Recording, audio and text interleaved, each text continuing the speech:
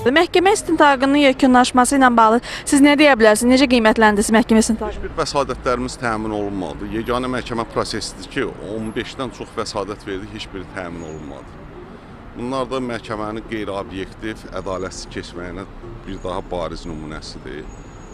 Eyni zamanda bugünkü məhkəmə iclasında deməli Pərviz Həşimli ilə Təvəkkül Qurbanovun ilkin üzləşməsi, deməli üzləşmə zamanı video çəkiliş baxış keçirildi. Həmin video çəkilişdə Təvəkkül Qurbanov deyir ki, mən maşından düşəndən sonra məni həbs elədi MTİ əməkdaşları.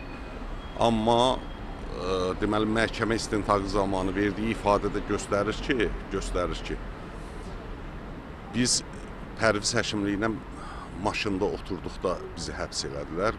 Bu daha bir daha ziddiyyət yaratdı və məhkəmə ədalətli hökm gözləmir. Dövlət ittihamçısı nə vaxt çıxış eləyəcək?